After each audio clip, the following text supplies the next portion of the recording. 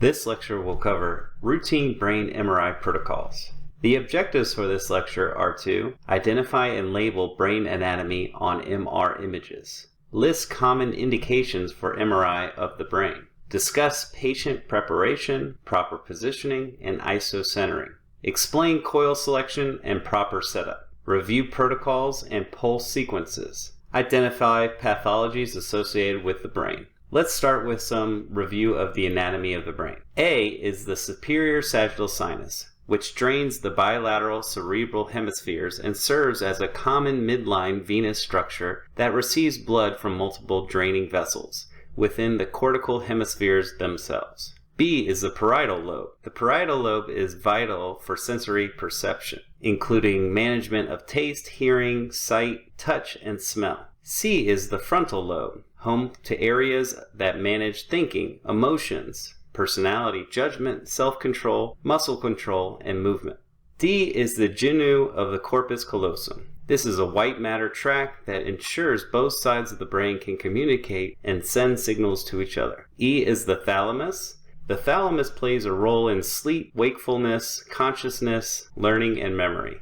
F is the optic chiasm, where the optic nerves cross and is therefore a primary importance to the visual pathway. G is the pituitary gland, the major endocrine gland. A pea-sized body attached to the base of the brain, the pituitary is important in controlling growth and development and the functioning of other endocrine glands. H is the pons. This lies inferior to the midbrain, superior to the medulla oblongata, relays and regulates the signals that give you the sensations of pain from anywhere in your body below your neck. I is subcutaneous fat, and above that is the skin or epidermis. J is the body of the corpus callosum. K is the septum pellucidum, a thin triangular double membrane separating the frontal horns of the right and left lateral ventricles of the brain. L is the splenium of the corpus callosum. M is the occipital lobe, which sits at the back of the head and are responsible for visual perception, including color, form, and motion. N is the cerebral aqueduct, a fluid-filled canal that runs through the midbrain connecting the third and fourth ventricles. O is the midbrain, a relay system transmitting information necessary for vision and hearing. It also plays an important role in motor movement, pain, and the sleep-wake cycle. P is the cerebellum. Its function is to coordinate and regulate muscular activity and eye movements. Q is the fourth ventricle. R is the medulla oblongata. It is where your brain and the spinal cord connect, making it a key conduit for nerve signals to and from your body. It also helps control vital processes like your heartbeat, breathing, and blood pressure. S is the cerebral tonsil. T is the cisterna magna, a CSF-filled space located in the posterior fossa. And U is the spinal cord. Serves not only as a pathway for nerve impulses to and from the brain, but also as a center for operating and coordinating reflex actions independent of the brain. Now let's review the anatomy of the brain from an axial plane. A is the gray matter, which makes up the outermost layer of the brain. B is the white matter, which contains a high concentration of myelin, or lipids, or fat. C is the head of the caudate nucleus. This functions not only in planning the execution of movement, but also in learning, memory, reward, motivation, emotion, and romantic interaction. D is the putamen, which is involved in learning and motor control, including speech, articulation, language functions, reward, cognitive function, and addiction. E is the globus pallidus, which is used to control conscious and proprioceptive movements. F is the thalamus. G is the splenium of the corpus callosum. H is the phalanx cerebri, a large crescent-shaped fold of dura matter that descends vertically into the longitudinal fissure between the cerebral hemispheres of the brain, separating the two hemispheres and supporting dural sinuses that provide venous and CSF drainage to the brain. I is the cranium, or compact bone. J is the genu of the corpus callosum. K is the frontal horn of the left lateral ventricle. L is the foramen of Monroe, a short conduit connecting the paired lateral ventricles with the third ventricle of the brain. M is the third ventricle. N is the choroid plexus. a network of blood vessels in each ventricle of the brain. It is derived from the pia mater and produces the CSF. O is the occipital horn of the lateral ventricle, and P is the superior sagittal sinus. Now let's review the anatomy of the brain from a coronal plane. A is the superior sagittal sinus.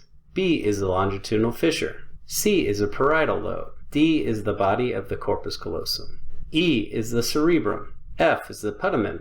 G is the globus pallidus. H is the thalamus. I is the hippocampus. It has a major role in learning and memory. J is the tentorium cerebelli, which is an extension of the dura mater between the inferior aspect of the occipital lobe and the superior aspect of the cerebellum. K is the gray matter. L is the white matter. M is the body of the caudate nucleus. N is the body of the left ventricle. O is the septum pellucidum. P is Sylvian fissure, a large diagonal fissure on the lateral surface of the brain which separates off the temporal lobe. Q is the third ventricle. R is the temporal lobe, part of your brain that helps you use your senses to understand and respond to the world around you. It also plays a key role in how you communicate with other people, your ability to assess memories, use language, and process emotions. S is the cerebellum, and T is the phallic cerebelli. Common indications for a brain MRI include transient ischemic attack. TIA is the narrowing of the blood vessels inside the brain, causing a decrease in blood flow and oxygen supply. Cerebrovascular attack, CVA, is commonly referred to as a stroke. Infection, inflammation, meningitis. Meningitis is the inflammation of the tissues surrounding the brain and the spinal cord. Encephalitis is inflammation of the brain itself. HIV, AIDS, and tuberculosis. Cognitive decline, neurodegenerative disorders, dementia, demyelinating disease like multiple sclerosis, brain tumor, metastatic disease, abscess, cerebellar lesion, brainstem lesion, congenital abnormalities, vascular pathologies like arterial venous malformation, headaches, trauma, ataxia. Ataxia means without coordination. People with ataxia lose muscle control in their arms and legs. This may lead to a lack of balance, coordination, and trouble walking. And post-operative follow-up. The indications in bold mean that the MRI of the brain needs to be performed with contrast enhancement. Patient preparation. It's important that the patient fill out a screening form and/or a contrast consent form. Have the patient change into a gown because athletic apparel like Lululemon and other materials have silverescence, which is a metal fiber in there to wick away moisture and prevent odor from being attached to those materials. It has been shown that these materials can vibrate and cause burns on patients, so it's important to change every patient, even if they're in athletic wear, into a gown. Start an IV if it's ordered with contrast. Inform the patient that the procedure takes about 20 to 30 minutes. Remove all metal, including hairpins, hearing aids, metal dentures, jewelry, and instruct the patient to keep still, because motion on an image is the most detrimental to image quality. For positioning, the patient's going to be going in head-first supine. Give the patient earplugs or headphones. The FDA requires headphones or earplugs when the decibels reach above 99. Position the head in the head quill and immobilize with cushions to prevent the patient from moving around throughout the procedure, and give cushion under the legs for extra comfort, because this procedure can take about 20 to 30 minutes, and laying flat on a hard table can be very rough on the lower back. Positioning in terms of the isocenter laser beam. You're going to center the patient with the isocenter laser beam at the glabella. Instruct the patient to close their eyes while positioning so the laser does not shine in their eyes, which can potentially cause harm and loss of eyesight.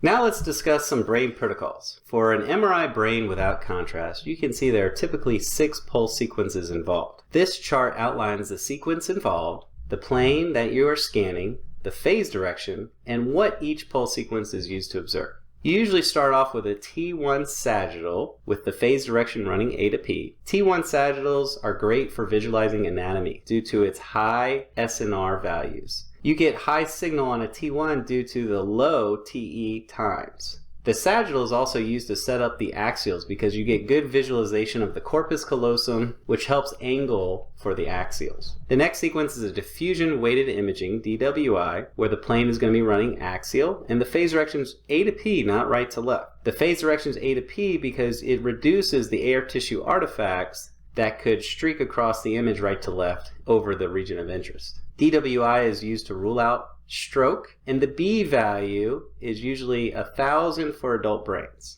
The next sequence is a T2 flare in the axial plane, where the phase direction is right to left. Flares are great for ruling out demyelinating diseases like MS. Flare, which is an inversion recovery, uses a 180-degree inverting pulse to nullify the signal from CSF, which is housed within the ventricles. So the white matter that runs right up against those ventricles is better visualized, where those MS lesions tend to hide out. The next sequence is a T2 star gradient echo or susceptibility weighted imaging, which is typically just a 3D T2 star gradient echo. So just an improvement upon our 2D sequence. This is going to be run in the axial plane. The phase direction is going to be right to left. And this is used to rule out hemorrhage or blood deposits because those return as low signal due to its high iron content and magnetic susceptibility. The next sequence is a T2 FATSAT in the axial plane. The phase direction is right to left. T2s are great for visualizing pathology due to its high contrast to noise ratio. Most pathologies have some kind of water or edema content involved, so fluid appears bright on a T2 image, and you're able to see those pathologies well on a T2 weighted image. FATSAT just further reduces the signal from fat to better visualize those lesions. And finally, you get a T1 axial with the phase direction running right to left, and once again, T1s are great for visualizing anatomy. Then you have your contrast enhanced brain protocols. On the left, you can see a chart of a MRI brain with and without contrast routine, where you administer the contrast and then you run 3 post-contrast scans. To save time, typically you run your T2 post-contrast, and that's going to be FATSAT in the axial plane, and then run 2 post-T1 weighted images. The first one as an axial scan, and then you have a 3D MP-RAGE post in the sagittal plane. This can be reformatted in the axial and coronal planes as long as the voxels are set to be isotropic. For a perfusion brain, you typically are going to be administering contrast by injecting a bolus of contrast at a very high rate, usually 4 to 5 cc's per second. You run a perfusion axial scan right after you inject, and then the 3 sequences that follow replicate the routine brain with and without contrast protocol.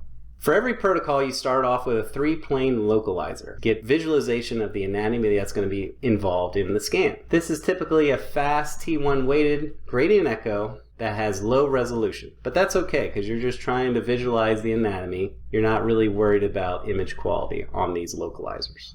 Now let's go into further detail about each pulse sequence involved in a routine brain protocol. For T1 sagittal, you are going to have high signal to noise ratio. And this is due to the short TE times within a T1 weighted image. Fat returns as bright on a T1 weighted image because fat recovers back up the longitudinal plane quicker than water or CSF. So as you can see here, the fat is hyper intense and the fluid or CSF within the ventricles is dark or hypo-intense. You can also tell that this is a T1 weighted image because the white matter or the corpus callosum has higher signal than the gray matter. And that's because white matter contains a lot of lipids or fat content.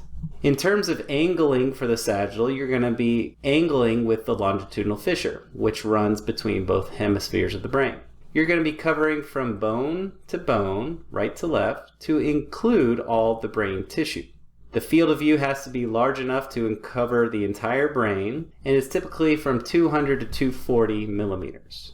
You might need to add a little bit of oversampling to prevent the nose from wrapping into the back of the head. The phase direction is going to be running A to P. The sagittal, once again, is used to set up the axial slices going forward. For the axials in a routine brain, you're going to be angling with the front and back of the corpus callosum, or the hard palate. Either suffices.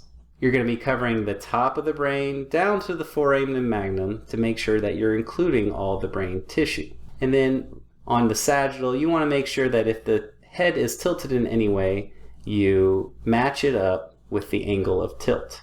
For most of the axials, the phase direction is going to be right to left, but for the diffusion, it's actually going to be A to P to reduce the air tissue artifact covering up the region of interest. For the axials, the parameters are going to be, for slice thickness, it's going to be 5 millimeters. The slice gap should be about 10% because you do not want to get any cross-excitation artifact between the slices. Anytime you're using a 2D pulse sequence, you need to include a little bit of gap between the slices to prevent this artifact because you are acquiring these slices that ideally would be rectangle in shape or data collection, but actually you're going to be collecting sine waves. And you can see here, as you collect the sine waves, there might be a little overlap between slice 1 and slice 2. So you need a little bit of a gap to prevent this cross-excitation artifact. The matrix is going to be 320 by 320 for good spatial resolution, and the field of view is typically 210 to 230, depending on the size of the brain. The phase direction for most axials is going to be right to left, but once again, the diffusion is going to be A to P. We start off our axials with a diffusion-weighted sequence, which is a spin echo echoplanar imaging pulse sequence. This is where the diffusion gradients are going to be applied on either side of the 180-degree refocusing pulse. This is going to be a single shot spin echo echoplanar imaging or a multi-shot spin echo echoplanar imaging, which is an ultra-fast technique, and it being a spin echo versus a gradient echo helps minimize the artifacts from other variables such as flow so that only motion from diffusion is measured. The image on the right shows those diffusion gradients on either side of the 180-degree refocusing pulses, which helps put stationary spins back in phase, but in terms of diffusing tissues, you can see that these diffusing tissues will experience more of these diffusion gradients, and they will be more out of phase and lower in signal on a diffusion weighted image. For DWI, you're typically acquiring with a B value of 1,000 for most adult brains, and DWI is used to visualize stroke, acute or chronic, caused by restricted water diffusion within the brain. The trace image with the ADC mapping is used to distinguish T2 shine through from a restricted diffusion. Over here on the right, you can see an area of restricted diffusion where the stationary spins are put back in phase, so they appear as bright or hyper intense. And this is usually called the light bulb sign, where we can see this as highly bright compared to the normally diffusing tissues over here. And then you have your ADC, which is an inverted image of our trace image, and it's really just a calculation.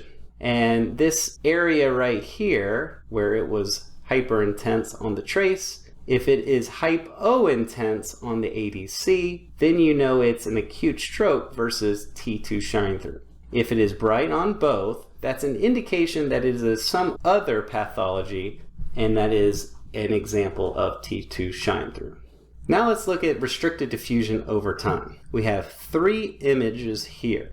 We have our T2 weighted image, our diffusion weighted imaging, and our ADC, which is a calculation or average of these first 2.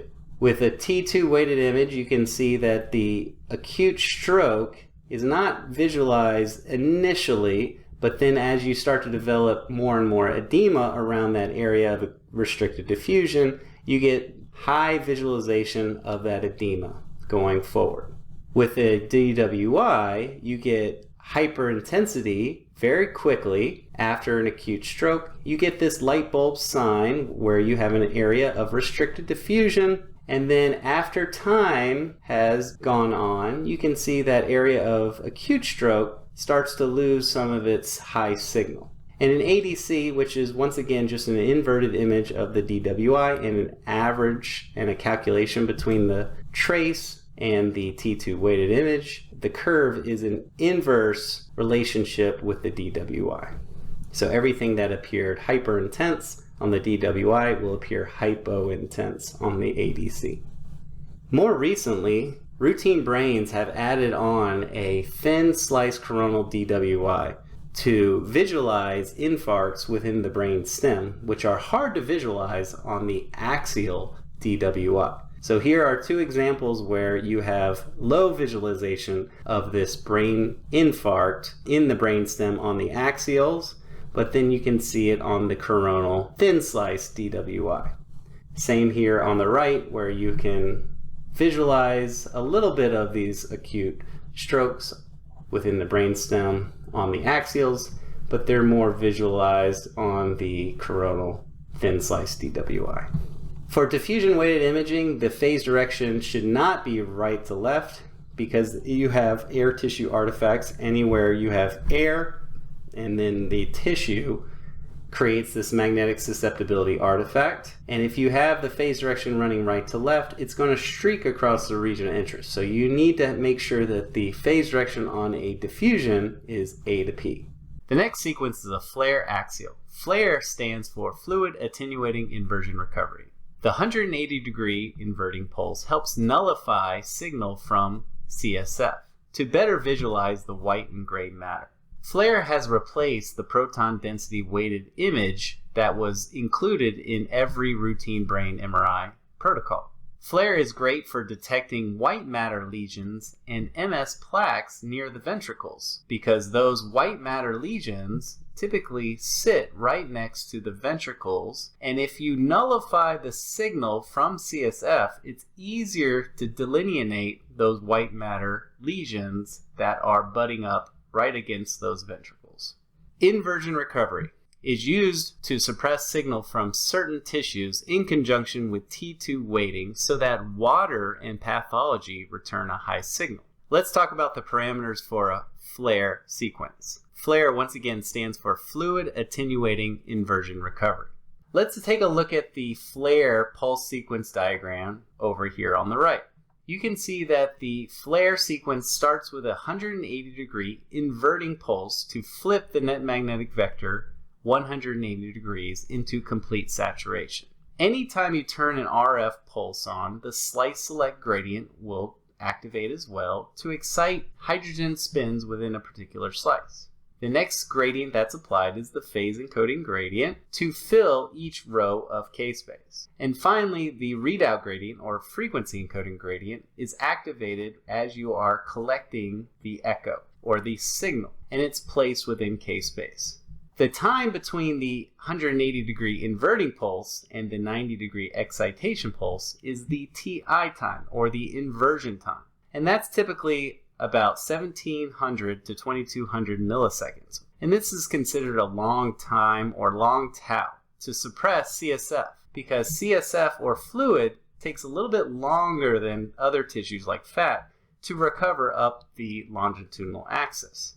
For this to be a T2 weighted FLAIR, you also have to have a long TR and a long TE. The TE is typically greater than 70 milliseconds to increase the signal enhancement from pathology or edema.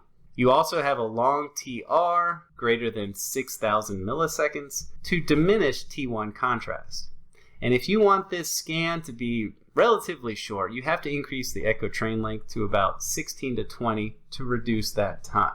Null point is the time it takes to recover from full inversion, down here, to the transverse plane, right here, m sub xy, so that there is no longitudinal magnetization corresponding to that tissue. With a FLAIR sequence, let's take a look at how long for fluid to go from fully inverted, complete saturation, to when it crosses the transverse plane. That's what we're talking about in terms of the null point. This TI required to null signal from a tissue is calculated by taking the T1 relaxation time of CSF and multiplying that by 0.69.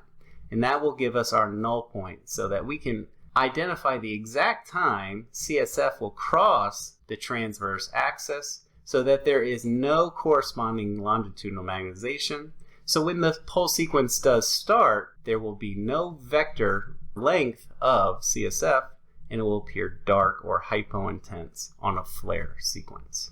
The next sequence is a T2 star gradient echo. This is great for detecting hemorrhages or calcified iron deposit. We use a T2 star gradient echo because we want to see rapid dephasing of these tissues so that the magnetically susceptible iron blood deposits will appear hypointense.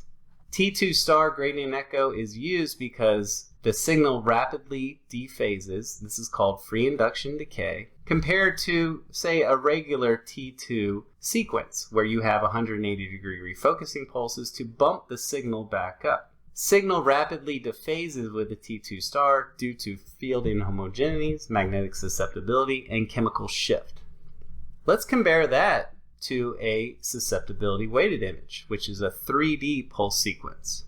SWI is a new higher spatial resolution 3D gradient echo that accentuates the hypointense signal of paramagnetic substances. SWI is therefore extremely sensitive for detecting extravascular blood products. SWI can offer improved detection of hemorrhage, microbleed, and hemorrhagic transformation or stroke. SWI is 3 to 6 times more sensitive than conventional 2D T2 star gradient echoes, as you can see here. We can see these microcalcifications, bleeding better than over here on the 2D T2 star. The next sequence is a T2 fat-sat axial. As a reminder, fluid or CSF has a long T2 relaxation rate, so it appears bright or hyper-intense on a T2 weighted image. As you can see with the CSF here as hyper-intense within the lateral ventricles. T2 sequences are also great for detecting pathology because pathology usually has some form of fluid or edema associated with it. T2 sequences have a high contrast to noise ratio, meaning you're able to see pathologies and edema with high signal compared to other structures. And finally, as a reminder, gray matter is usually hyper-intense compared to white matter. And that's due to white matter having a large component of lipids or fats, and fat decays a lot quicker within a T2 decay curve. Fat saturation is also referred to as chemical saturation, where you are applying a saturation pulse to the precessional frequency of fat, or the peak, the chemical shift peak of fat. This saturation pulse will be applied before the pulse sequence is started, so that the fat vector will be flipped into the transverse plane. It will be spoiled or decayed rapidly, so that there's no component of fat along the longitudinal axis when you start the pulse sequence. That will nullify fat on the image, further increasing the contrast to noise ratio. T1 axials pre and post contrast.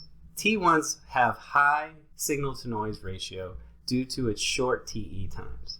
So they are good sequences for visualizing anatomy. And as a reminder, fluid or CSF is dark on a T1, and fat, which recovers a lot faster, is bright on a T1. White matter, which has a large component of lipids, is bright compared to gray matter on a T1 weighted image. Pathology appears dark on the pre-images most of the time because, once again, there's a large component of edema or fluid associated with pathologies, and so that would appear dark on the T1. But once you inject contrast, and a lot of tumors and pathology are highly vascular, the contrast will go to that area of pathology, and due to its shortening of the relaxation rate or shortening of that relaxation curve with tissues that are in close proximity to that contrast, it will appear bright on a T1 weighted image. So you can see here the difference between a pre and a post T1 weighted image. This curve is to show you how the pathology appeared before the contrast was introduced. So you can think of this pathology as being this green curve. But then once you introduce the contrast agent, it's going to shift the T1 relaxation curve to the left due to its high relaxivity, and then it will appear bright on a T1 weighted image post-contrast. Here is a list of all the FDA-approved MR contrast agents, broken down by brand name, generic name, molecular structure, charge, and other contrast agent properties. The two most important properties are stability in terms of thermodynamic and kinetic stability and relaxivity. Thermodynamic and kinetic stability refer to how well the contrast agent holds up inside the human body, and whether or not it disassociates or breaks apart within the human body. If you have a high thermodynamic stability, those structures are usually macrocyclic and ionic, which means it holds on to that gadolinium ion very strongly. It does not disassociate within the human body, causing retention or deposition within the tissues. Relaxivity is another property that a lot of people look at in terms of how well the contrast agent works, because relaxivity talks about how high the signal has increased post-contrast and how bright it looks on a T1 post-contrast image. But the other properties are important when deciding which contrast agents to choose for your hospital. Here's another image showing how contrast works in terms of how it shortens the relaxation curve. Gadolinium contrast has 7 unpaired electrons, making it paramagnetic, meaning when it gets introduced to the body, it will affect the tissues. And what it does is actually shorten the T1 relaxation rate of those tissues in close proximity. So you can see the tumor here on the right side of the brain before contrast, and it looks relatively hypointense, and that's due to it having a large amount of water or edema content. And we know those structures usually appear dark on a T1 weighted image. But once you introduce contrast, it will change its magnetic susceptibility of the tissues in close proximity to that gadolinium, and it will actually shorten the T1 relaxation of those tissues, causing them to appear bright or hyper intense on a T1 post-contrast image, increasing the contrast to noise ratio.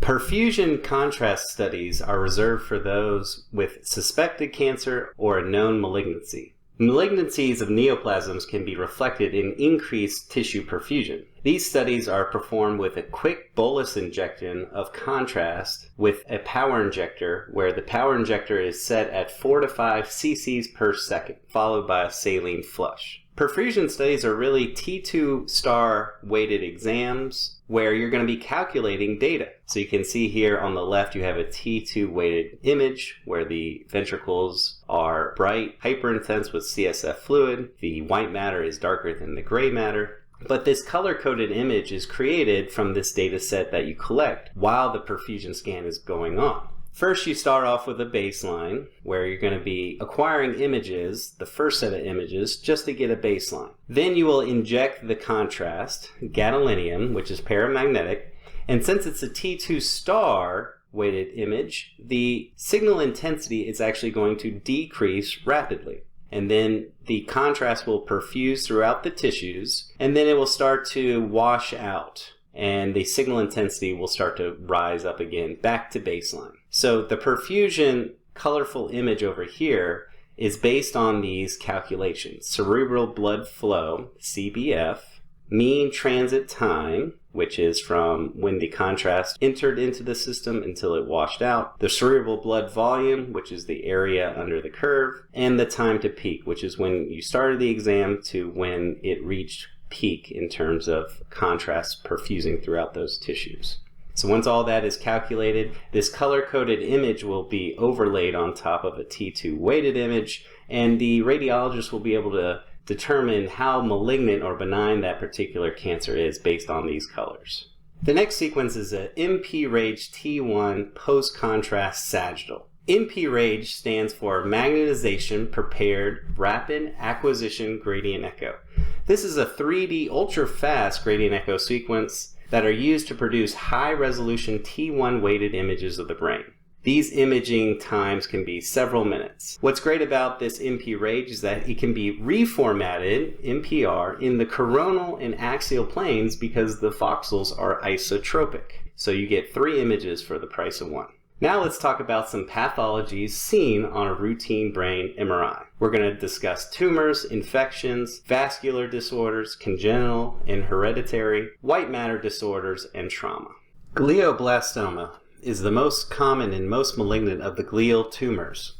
The glial cells surround neurons and provide support for and insulation between them. Glial cells are the most abundant cell types in the central nervous system.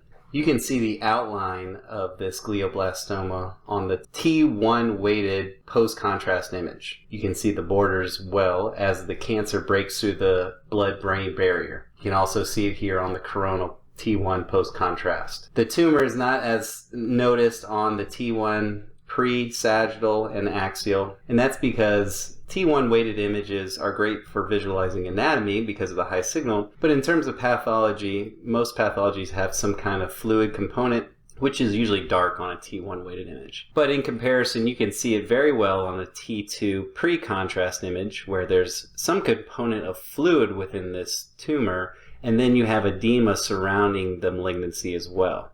You can also see that fluid on the flare. And finally, there's a little bit of a component of blood within this glioblastoma because you can see the magnetic susceptibility artifact on the T2 star gradient echo, where you have a reduced amount of signal in that area.